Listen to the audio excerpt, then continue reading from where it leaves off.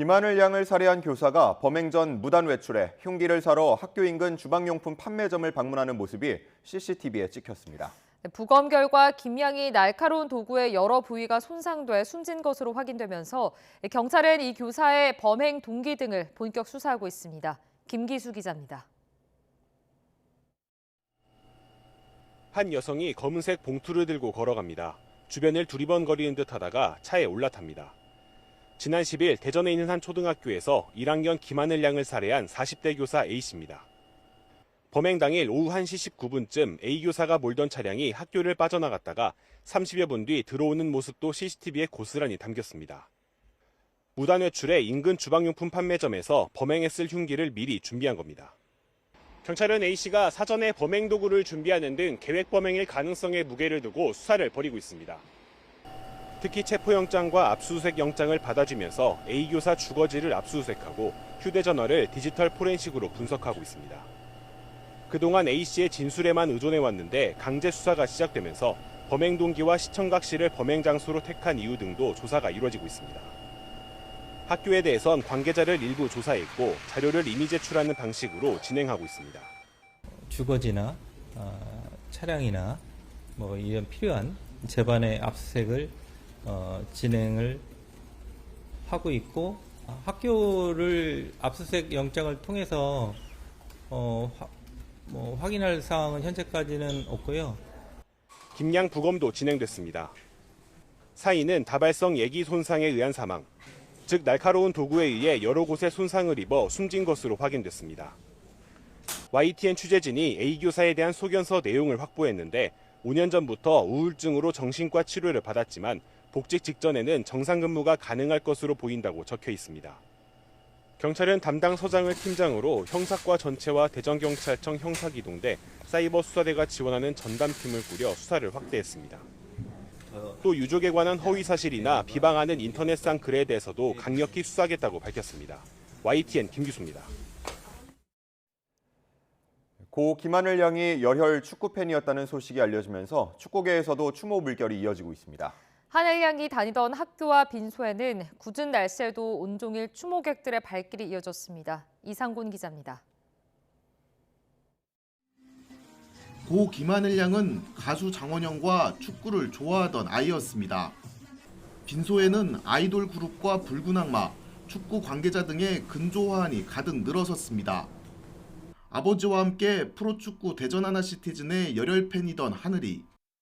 하늘 양 아버지는 이번 시즌 홈 개막식에 입혀주려고 사놓은 옷을 들고 다시 한번 슬픔과 울분을 토합니다. 홈 개막전 때 처음 입으려고 했는데 저희 하늘이는 이 옷을 입지 못하게 됐어요. 축구계는 일제히 애도를 표했습니다. 대전 하나시티즌 황선홍 감독은 빈소를 찾아 유족들을 위로하고 하늘이를 추모했습니다. 너무 어리고 또 축구를 좋아한 아이기 때문에 더 슬픔이 많고 가슴이 좀 아픈데 좋은 데서 그냥 편안하게 쉬었으면 좋겠고 다시는 또 이런 일이 안 일어났으면 하는 바람입니다. 하늘아 사랑해 그리고 미안해. 하늘이가 다니던 학교 담장 앞에는 추모객들이 놓고 간 국화꽃과 과자, 손편지들이 길게 놓였습니다. 내리는 눈과 비에 추모 물품이 젖지 않도록 우산과 비닐도 동원됐습니다. 학교 1층에는 분향소가 설치됐고 궂은 날씨에도 추모객들의 발길이 이어졌습니다. 추모객들은 하늘 향해 넋을 기리고 이런 비극이 절대 반복돼선 안 된다고 호소했습니다. 아이가 선생님과 그 다음 보호자에게 인계될 때 정말 안전하게 누구나 다 책임을 질 수 있게끔 되는 쪽으로 꼭 시스템이 잘 정립됐으면 좋겠습니다. 다시는 이런 일이 반복되지 않도록 우리 학생 안전을 최우선으로 하는 근본적인 제도 개선이 필요하다는 입장입니다. 하늘양의 발의는 14일에 진행돼 대전 추모공원에서 영면에 들어갑니다. YTN 이상곤입니다.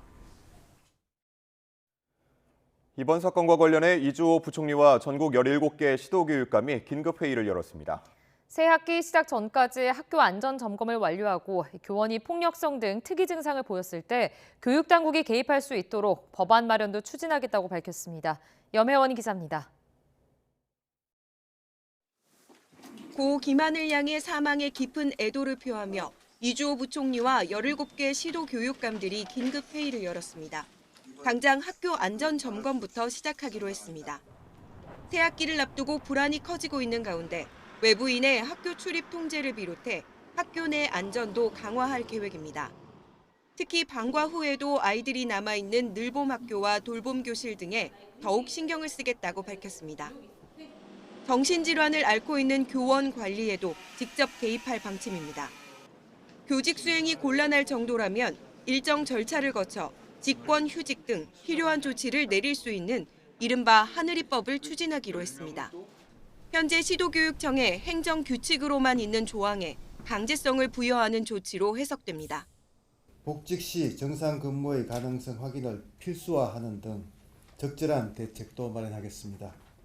또한 교원이 폭력성 등으로 특이 증상을 보였을 때 긴급하게 개입할 수 있는 방안을 강구하겠습니다. 이와 함께 평소 교원의 정신건강 검증 시스템을 강화할 필요가 있다며 학교 현장과 전문가 의견을 수렴해 추진하겠다고 밝혔습니다. YTN 염혜원입니다.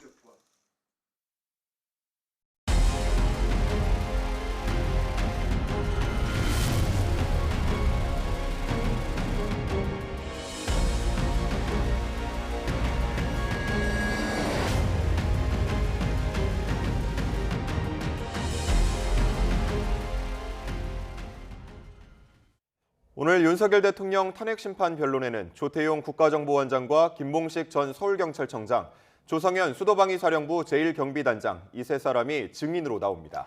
비상계엄 당시 내려졌다는 국회 봉쇄 지시와 함께 체포조 의혹이 핵심 쟁점이 될 걸로 보입니다. 송재인 기자가 보도합니다. 윤석열 대통령 탄핵 심판 8차 변론 기일에서 처음 증인석에 앉는 인물은 조태용 국가정보원장입니다.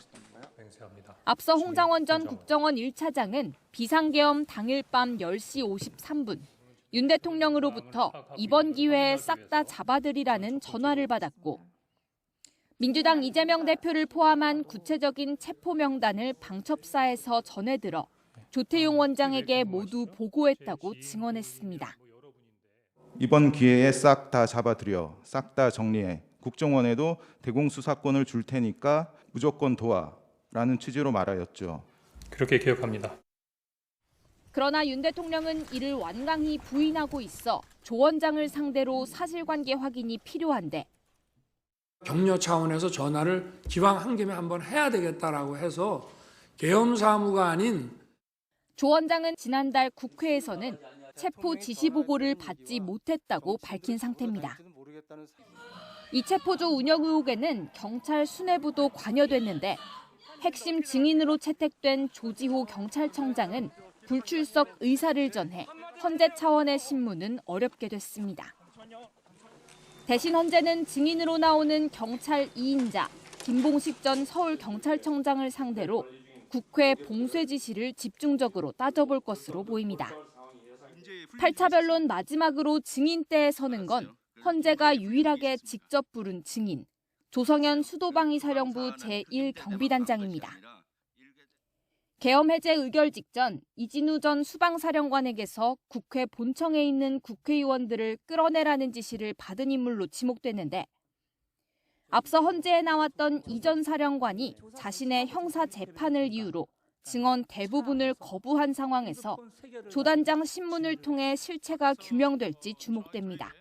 YTN 송재인입니다.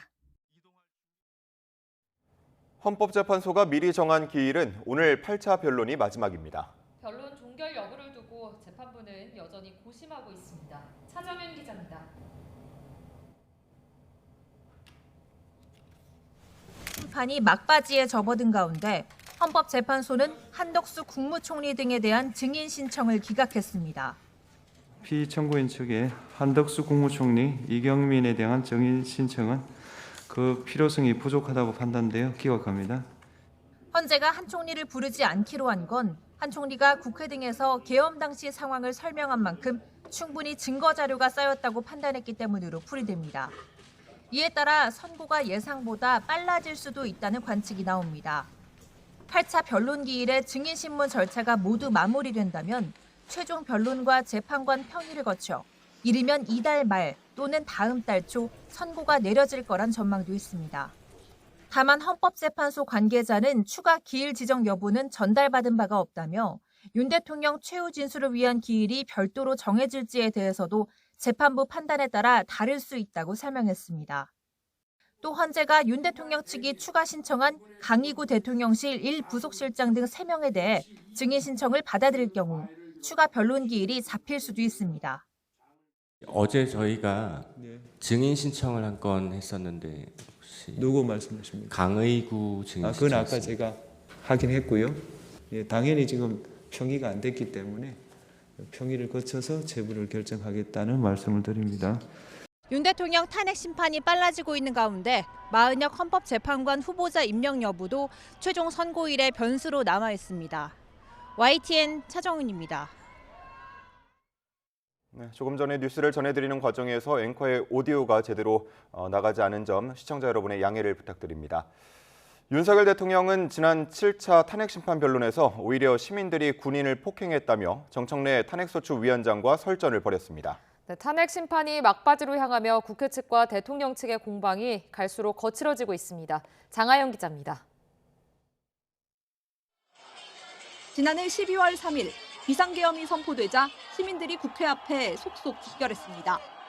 계엄군의 국회 진입을 막겠다는 의지였는데 윤석열 대통령은 오히려 이 시민들이 군인을 폭행했다고 주장했습니다. 군인들이 어떤 억압이나 공격을 가한 사실이 전혀 없고 오히려 계엄 상황에서 경비와 질서 유지를 하러 간 군인들이 오히려 시민들한테 폭행을 당하는 계엄으로 아무 일도 없었고 폭력 사태가 발생하지 않았다는 걸 다시 강조하며 국회 측과 설전을 벌이다 나온 발언입니다.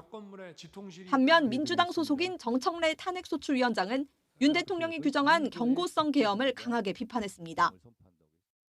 야당을 지칭한 걸로 보이는데요. 파렴치한 종북, 반국가 세력을 일거에 척결하고자 계엄을 선포한다고 했습니다. 이것이 과연 경고성이었을까? 부정선거 음모론을 꾸준히 제기해온 황교안 전 국무총리는 대통령 대리인 자격으로 증인신문에 나서 선관위 사무총장과 날선 공방을 벌였습니다. 사인, 개인의 도장을 찍도록 돼 있어요. 그걸 규칙으로 바꿀 수 있습니까? 법원이나 헌재에서 이에 대해서 불법이 아니라고 지금 판단이 났습니다. 이 사안은. 법은 살아있는 겁니다. 결국은 대법원 판결하고 헌재의 결정을 부인하시는 것밖에 안 되는 겁니다. 김 사무총장은 부정선거 논리에 대해 투표 단계나 분류기 조작이라면 모를까 결과가 확정되는 개표 단계에서 뭘 한다는 건지 모르겠다며 아무리 봐도 이런 이론은 성립하지 않는다고 말했습니다. YTN 장하영입니다. 윤 대통령 탄핵 심판이 종반으로 접어들면서 헌법재판소를 둘러싼 여야 공방도 거세지고 있습니다. 여당은 헌법재판소가 정치 재판을 하고 있다며 압박 수위를 거듭 높인 반면 야당은 여당이 헌법 질서를 파괴하고 있다고 맞받았습니다. 박정현 기자입니다. 국민의힘 원내 지도부가 헌법재판소를 찾았습니다. 윤 대통령 탄핵 심판의 시기가 빨라졌다는 분석이 나오면서 지난달에 이어 20여일 만에 두 번째 항의 방문에 나선 겁니다. 여당은 먼저 과거 박근혜 전 대통령 탄핵 심판 변론 기일이 17차례 열렸던 데 비해 윤 대통령 심판은 8차례에 불과하다며 형평성 문제를 제기했습니다. 너무 형평성에 있어서 차이가 납니다. 먼저 접수된 사건을 먼저 처리함으로 인해서 직무 정지된 국무위원들이 하루빨리 본업에 복귀할 수 있도록. 또 한덕수 총리 탄핵 심판은 마은혁 재판관 후보자 임명 관련 권한쟁의 심판보다 먼저 접수됐음에도 헌재가 마 후보자 재판에만 속도를 내면서 불공정 비판을 자초했다고 날을 세웠습니다. 특히 헌재가 윤 대통령 측 반발에도 검찰 신문조서를 증거로 채택한 것에 형사소송법을 준용해야 하는 탄핵 심판 규정을 무시한 격이라며 법치가 아닌 인치라고 비꼬았습니다. 이에 민주당은 검찰 조사 증거 채택에 윤 대통령 측이 반발하는 건 탄핵 재판을 지연시키려는 술책에 불과하다고 맞섰습니다. 증거 채택 문제나 증인의 어떤 진술을 믿을지는 전적으로 헌재가 판단할 영역이라는 겁니다. 증거 조사를 빌미로 파면 결정을 막고 혹 파면되더라도 이에 불복하겠다는 속셈 아니겠냐며 국민의힘이 헌법 질서를 파괴하고도 정통 보수를 할 수 있겠느냐고 쏘아붙였습니다. 헌법 질서를 파괴하는 행위에 동조하고 있어요. 아니야, 파괴하고 있어요. 이건 진보도 아니고 보수도 아니고 파괴자입니다. 윤 대통령의 헌재 진술 가운데 군인이 시민에게 폭행을 당했다는 발언은 국방부 측도 부인한 명백한 거짓말. 그리고 국회 연설에서 야당이 박수를 치지 않았다는 발언은 헛소리라며 맹비난했습니다.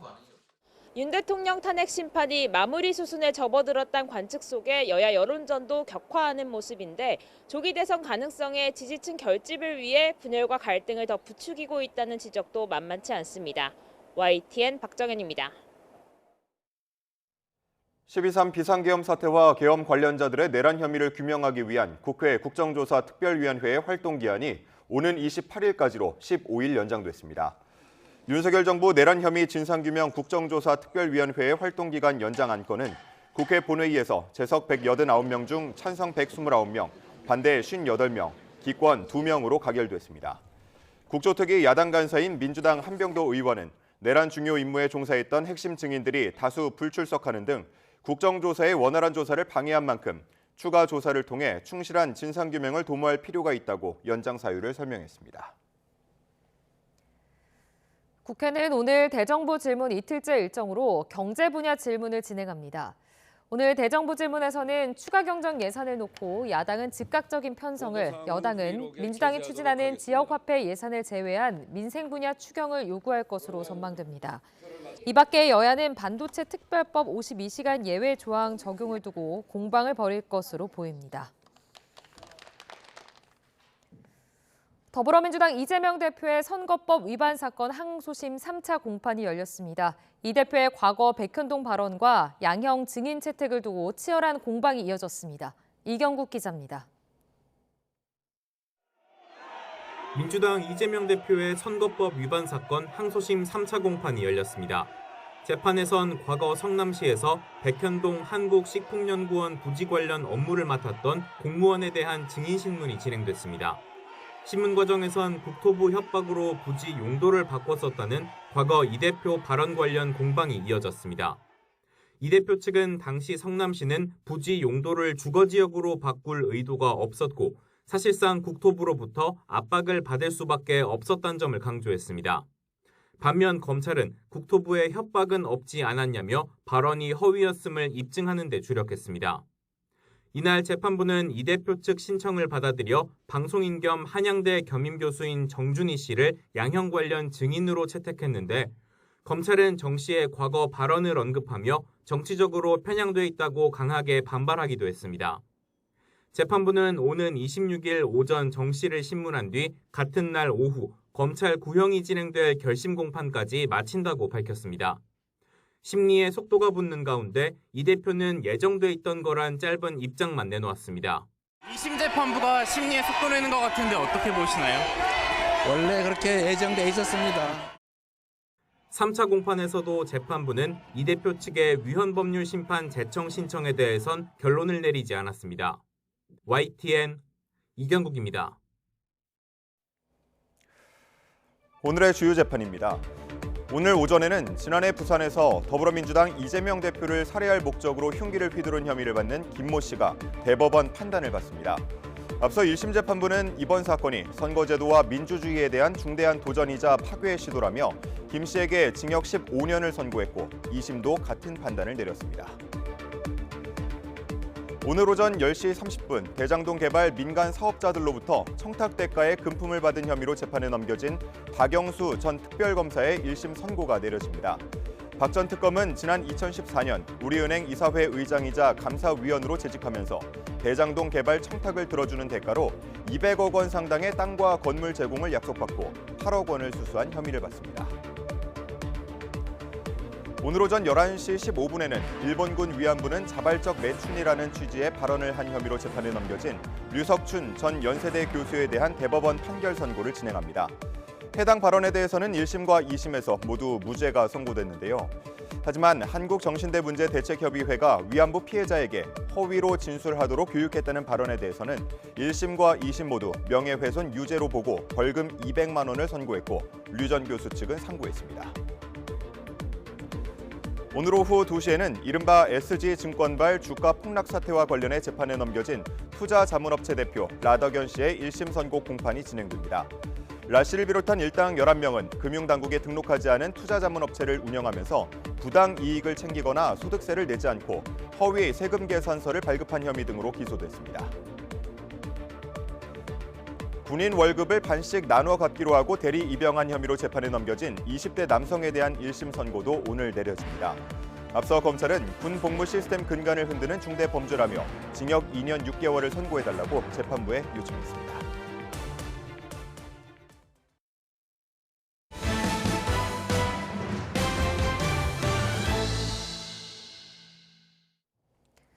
어제 저녁 제주 해상에서 32톤급 어선이 전복됐습니다.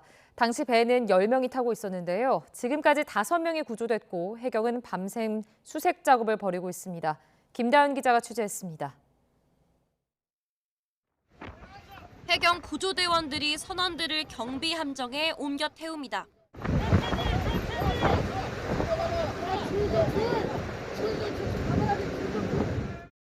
어제 저녁 8시쯤 제주 서귀포시 표선면 해상에서 32톤급 어선이 뒤집혔다는 신고가 접수됐습니다. 지난 10일 서귀포항에서 출발한 배에는 선장을 포함해 한국인 6명과 외국인 4명 등 모두 10명이 타고 있었습니다.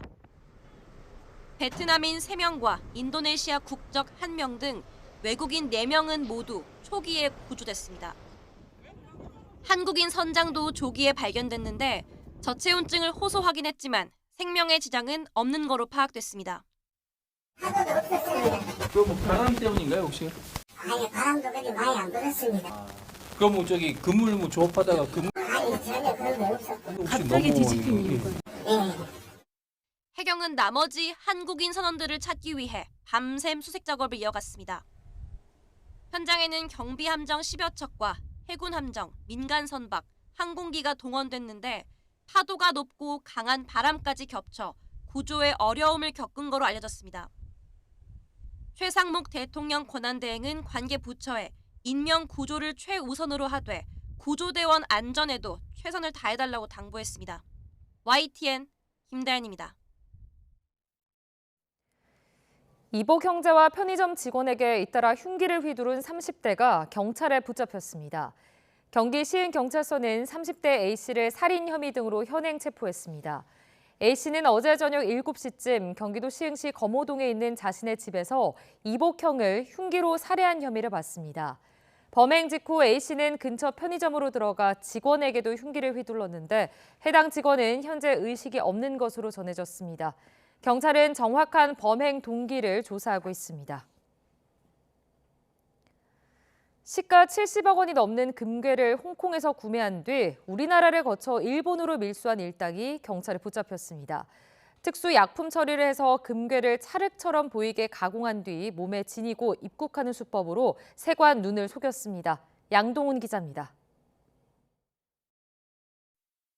접고 누르고 모양은 영락 없는 찰흙이지만 이 물건 실제로는 가공된 금입니다. 홍콩에서 산 금괴를 녹여 찰흙처럼 만들었는데 특수 약품과 섞어 금속 탐지기에도 감지되지 않도록 했습니다. 40대 A씨 등이 지난 2023년 12월부터 9달 동안 홍콩에서 사들인 금괴는 85kg, 시가 74억 원어치. 구매한 금은 우리나라를 거쳐 일본으로 밀수했습니다. 금을 반입할 때 소비세 10%를 내고 반출할 때 이걸 돌려받을 수 있는 일본의 관세 제도를 이용했습니다.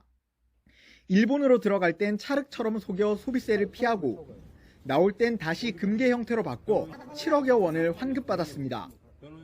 이 홍콩에서 바로 일본으로 입국할 경우에 금색이 철저한 반면에 한국인이 일본에 입국할 경우에는 의심을 덜 받기 때문에 한국에서 환승하는 그런 수법을 이용했습니다. 공짜 일본 여행을 시켜주거나 돈을 주겠다며 지인들을 유인해 전달책으로 활용했습니다. 경찰은 세관과 협력해 일당 39명을 모두 검거하고 미처 일본으로 가져가지 못한 금괴 5.5kg은 압수했습니다. 경찰 관계자는 물건을 운반해달라는 지인 요청을 의심 없이 따랐다가 자기도 모르는 사이에 범죄에 연루될 수 있다며 주의를 당부했습니다. YTN 양동훈입니다.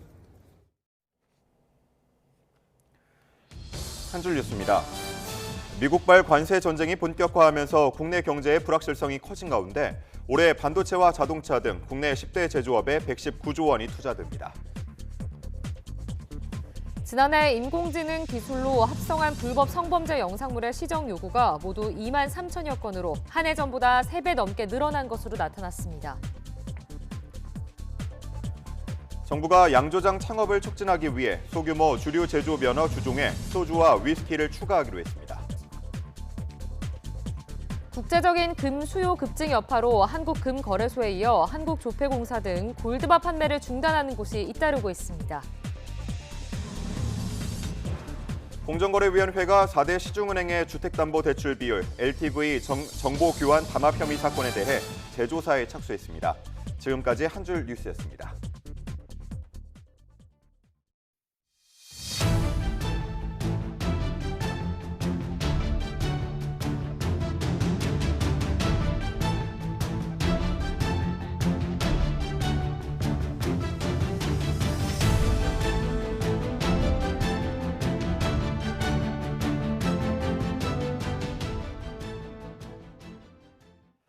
우크라이나 전쟁 조기 종식을 공언해온 트럼프 미 대통령이 푸틴 러시아 대통령과 종전 협상을 즉시 시작하기로 합의했습니다. 트럼프 대통령은 이어 우크라이나 대통령과도 통화를 했는데 젤렌스키 대통령도 평화를 원한다고 말해 우크라이나 종전 협상에 속도가 붙을 전망입니다. 워싱턴 연결해서 자세히 알아보겠습니다. 홍상희 특파원, 트럼프 대통령이 푸틴 러시아 대통령과 전화 통화를 진행했죠. 네, 그렇습니다. 트럼프 미국 대통령이 푸틴 러시아 대통령과 우크라이나 전쟁 종전 협상을 즉시 시작하기로 했다고 말했습니다. 트럼프 대통령은 소셜미디어 트루스 소셜에 올린 글에서 푸틴 대통령과 길고도 생산적인 전화통화를 했다고 밝혔습니다. 푸틴 대통령과 미국과 러시아 상호 방문을 포함해서 긴밀히 협력하기로 합의했다는 건데요.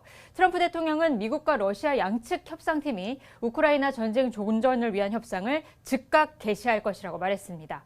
트럼프 대통령은 이어 젤렌스키 우크라이나 대통령과도 전화 통화를 했고 젤렌스키 대통령도 푸틴과 마찬가지로 평화를 밝혔다고 말했다고 전했습니다.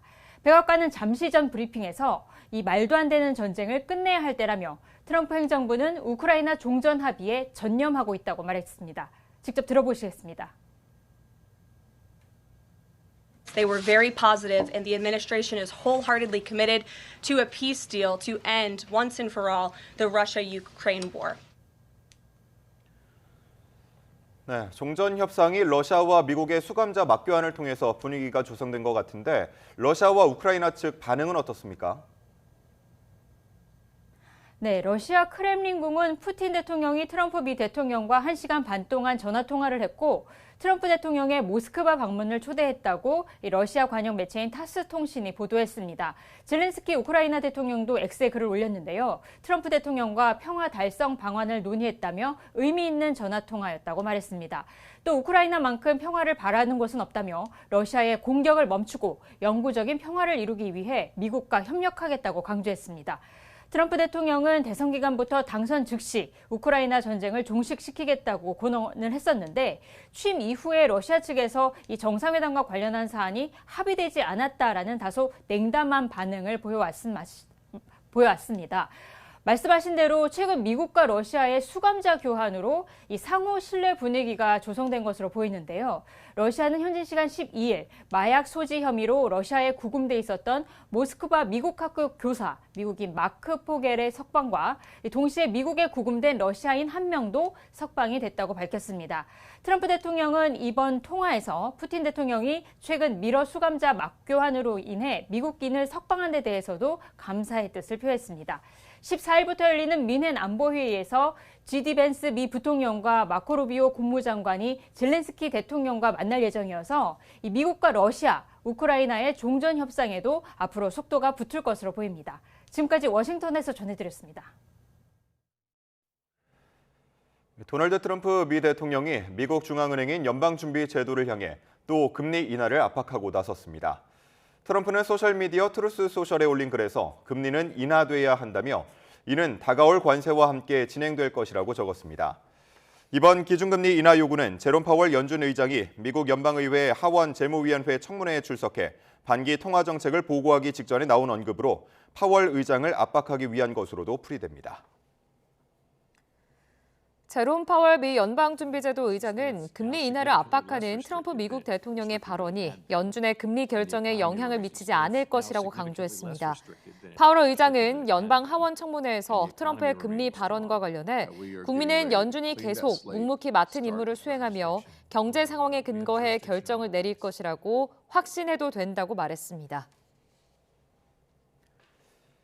은행권 가계대출이 2달째 내림세를 이어가면서 이금융권을 포함한 전체 금융권도 10달 만에 하락 전환했습니다. 부동산 시장 침체로 주택담보대출이 둔화한 건데 한국은행은 이 같은 추세가 당분간 계속될 것으로 봤습니다. 이형원 기자가 전해드립니다. 은행권이 내준 가계대출 규모는 2달째 줄었습니다. 1월 기준 잔액이 1,140조 5천억 원으로 직전 달보다 5천억 원 준 겁니다.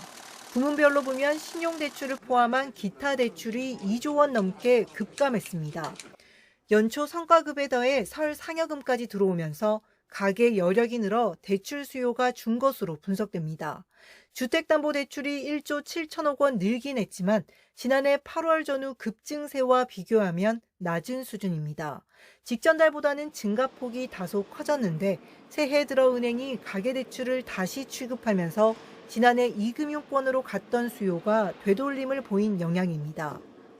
이같이 풍선 효과가 사라지면서 이금융권 주택담보대출 오름폭은 크게 줄었습니다. 이에 따라 이금융권을 포함한 전체 금융권 가계대출은 9천억 원 줄었습니다. 지난해 3월 이후 10달 만에 하락 전환입니다. 지금 주택시장이 조정 흐름을 보이고 있어서 은행이랑 개인의 합친 주담대 숫자는 조금씩 줄고 있거든요. 전반적으로는 계속 둔화 흐름이 이어지고 있다고 보고 있고요. 한국은행은 집값 내림세 속에 거래량도 줄고 있는 만큼 금융권 가계대출 둔화 흐름이 당분간 계속될 것으로 내다봤습니다. 다만 당장 이번 달에는 상여금이 집중됐던 1월 효과가 사라지면서 기타 대출 감소폭이 줄어 가계대출이 반짝 반등할 수 있다고 설명했습니다. YTN 이영훈입니다. 서울시가 강남권에 지정됐던 토지거래 허가구역을 5년 만에 해제했습니다. 국제교류 복합지구 인근 14개 단지와 여의도 목동 등 주요 재건축과 재개발 구역 외에는 부동산 거래가 자유로워집니다. 황윤태 기자가 보도합니다. 서울시가 5년 만에 강남구 삼성, 대치, 청담동과 송파구 잠실동의 토지거래 허가구역 지정을 해제합니다. 이에 따라 이 지역 아파트 305곳 가운데 291곳의 거래가 자유로워집니다. 토지거래 허가구역이 유지되는 곳은 안전진단이 통과된 재건축 아파트 14곳으로 대치동의 은마와 미도, 개포 우성 1, 2차, 잠실동 아시아 선수촌 등이 포함됐습니다. 압구정과 여의도, 목동, 성수동 등 주요 재건축, 재개발 구역도 토지거래 허가구역이 유지되는데 시는 관리처분계획 인가 뒤 투기 가능성이 낮다고 판단되면 해제를 추진할 계획입니다. 관리처분이라고 해서 어느 정도 부동산 투기에 대한 우려가 상당히 사라진다 할 때까지는 저희가 현재까지 지정하겠다라는 원칙을 견지하고 있습니다. 토지거래 허가구역이 해제된 지역에선 앞으로 부동산 거래 시 구청장 허가가 필요 없고 실거주 의무도 사라집니다. 서울시는 지역 단위로 광범위하게 지정했던 허가구역을 핀셋 지정으로 전환함에 따라 시민들의 재산권을 보호하고 부동산 시장에 활력을 가져올 것으로 기대했습니다. YTN 황윤태입니다.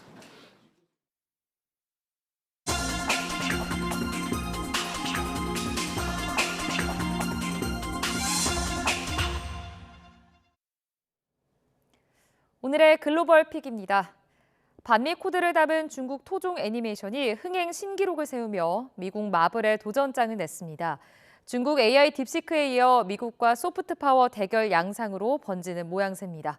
베이징 강정규 특파원이 전해드립니다. 미국 백악관과 펜타곤을 연상케 하는 하늘궁전. 신선들의 권력을 상징하는 솥단지엔 달러 표식이 새겨져 있습니다.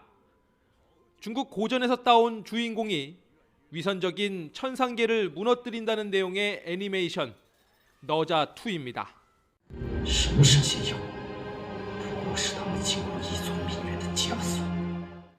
화려한 특수 효과와 곳곳에 숨겨둔 반미 코드로 춘제 연휴 기간 흥행 대박을 터뜨렸습니다. 개봉 2주 만에 매출 90억 위안 신기록을 달성하고 곧 100억 위안 2조 원 돌파를 바라보고 있습니다. 感觉现在已经比美国的动画片做的要好了，有一些中国的一些古老的文化在里面。 토종업체 138곳, 4천여 명이 5년에 걸쳐 만든 인민 애니메이션이란 점도 애국주의를 자극합니다. 북미 지역 특별 상영관에서도 착석률 90%, 공식 개봉은 캡틴 아메리카 4와 똑같은 14일입니다. 중국 신화 속 세계관이 녹아있는 작품으로 미국 마블의 아성에 정면 도전하는 셈입니다. 一定要做观众没见过的，能够造成强烈的视觉冲击的，或者说能够有一种非常新颖的艺术表现形式，能给观众更多的美感刺激的。 그러나 중국 매체들은 북미에 배정된 상영관 숫자가 할리우드 영화의 10%도 안 된다고 지적했습니다. 호주와 뉴질랜드에선 기술 문제 등으로 잇따라 상영이 불발되기도 했습니다.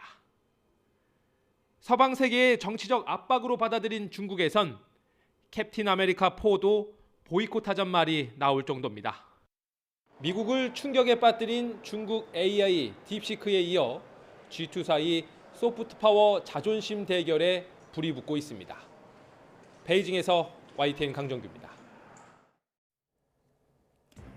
미국 하와이의 킬라우에아 화산이 현지 시각 11일 밤까지 용암을 뿜어내며 분화를 계속했습니다.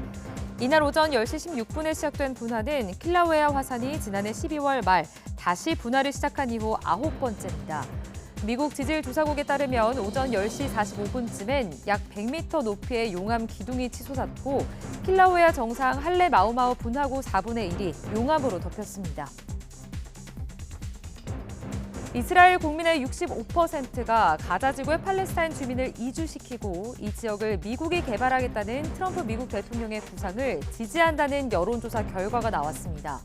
이스라엘 매체 예루살렘 포스트에 따르면 최근 이스라엘에 거주하는 18세 이상 유대인과 아랍인 500명을 대상으로 조사한 결과 응답자의 65%가 트럼프 대통령 구상을 지지하는 것으로 집계됐는데요. 도덕적 비난 가능성 등을 이유로 반대한다고 답한 비율은 16%에 그쳤습니다. 정치 성향별로는 이스라엘 정부를 지지하는 우파 성향 응답자의 88%가 찬성했고 야권 지지자 가운데서도 51%가 지지했습니다. 지금까지 글로벌픽이었습니다. 연일 영하권인 얼음장 같은 날씨 속에도 산과 바다로 나간 이들이 있습니다. 바로 해병대 수색대와 해군 특전대원들인데요. 지금 이 순간에도 한창인 혹한기 훈련의 대장정을 박희재 기자가 전해드립니다. 하얗게 눈 덮인 산 위로 뜬 헬기. 흰 위장 군복을 한 장병들이 로프를 붙잡고 빠른 속도로 강화합니다. 산속 구덩이를 찾아 위장 천막을 펼쳐 몸을 숨긴 뒤 전형을 갖춰 가파른 비탈 아래로 스키를 타고 이동합니다. 장병 너무 좁아! 지난 4일부터 해병대 수색대대 500여 명이 참가한 동계 설한지 훈련입니다. 산속에 있는 적 진지를 선제 기습해 보급과 증원을 사전에 차단하는 적지 종심 작전을 숙달하는 게 목표입니다. 연일 영하권인 날씨에도 장병들은 강도 높은 훈련을 통해 안 되면 될 때까지 한다는 해병대 정신을 다지고 있습니다. 신속하고 정확한 정보를 제공하며 군사 전략적 위를 확보하기 위하여 수색대의 임무와 역할은 매우 중요하겠습니다. 이번에는 해상으로 나가보겠습니다. 얼음장 같은 바다에서 검은색 고무보트를 탄 녹색빛 군복의 무장대원들. 세찬 물살을 헤치고 빠른 속도로 무트로 상륙한 뒤 전열을 가다듬어 작전을 펼칩니다. 지난 11일 해군 특수전전단 이른바 UDTC이 해안 침투 훈련을 진행하는 현장입니다. UDT 대원들은 모두 열흘 동안 산악기동과 특수정찰 훈련 등으로 상황과 무관하게 임무를 완수할 특수작전 태세를 익힙니다. 해군 특전연들은 불가능은 없다는 UDTC의 신조대로 바다, 하늘, 땅 어떠한 극한 환경에서도 임무를 완수하는 만만의 특수작전 태세를 갖추겠습니다. 군 당국은 앞으로도 대내외 상황에 흔들림 없이 작전 활동과 교육 훈련에 전념하겠다고 밝혔습니다. YTN 박희재입니다.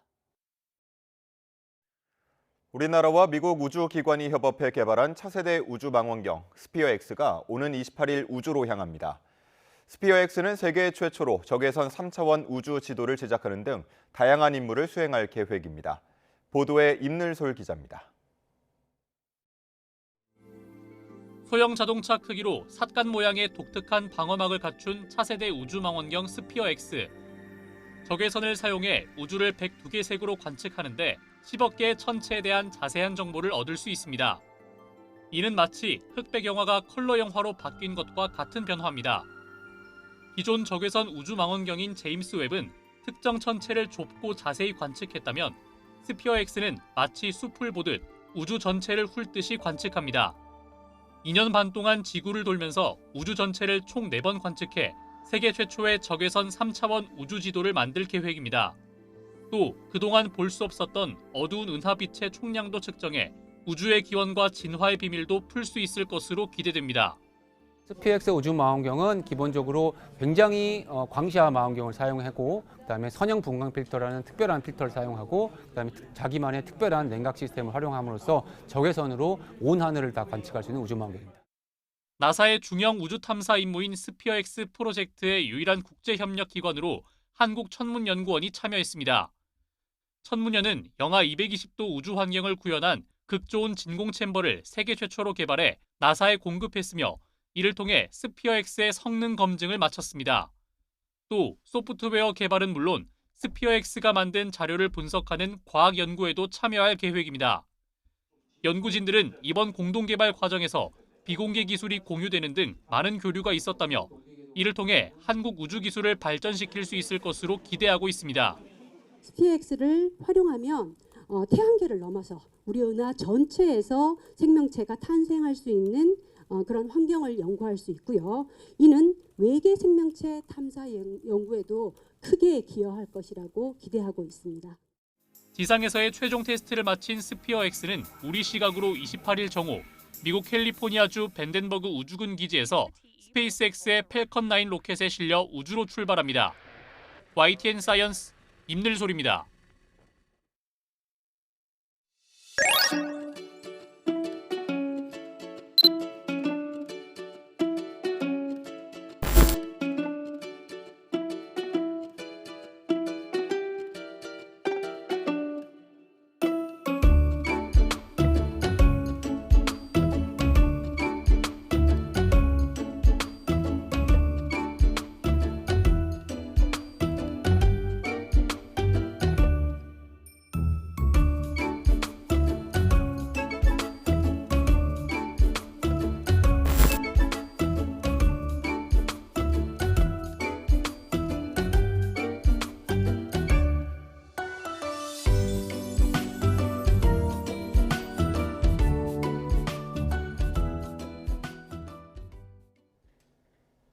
밤사이 찬 공기가 내려오면서 오늘은 반짝 춥겠습니다.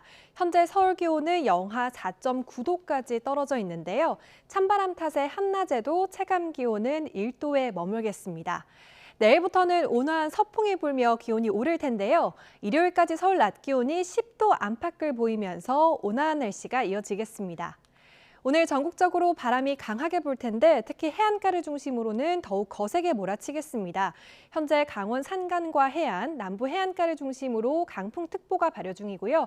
전 해상에는 풍랑특보가 내려져 있습니다. 간판이나 현수막 등 시설물이 날아갈 수 있어서 조심하셔야겠습니다. 찬바람 덕에 오늘 공기는 무척 깨끗하겠고요. 하늘도 맑게 드러나겠습니다. 강원 동해안 지역은 여전히 대기 건조함이 심해서 불조심해야겠습니다. 현재 기온은 대전이 영하 3.5도를 보이고 있고 안동은 영하 5도 안팎까지 떨어져 있습니다. 한낮 기온은 서울이 5도, 안동 6도, 전주 7도에 머물겠고요. 찬바람 탓에 체감 기온은 4도 정도 낮겠습니다. 보온에 신경 써서 나오셔야겠습니다. 날씨였습니다. 이상으로 뉴스타트 1부 마칩니다. 잠시 후 2부가 이어집니다. 함께해 주신 여러분 고맙습니다.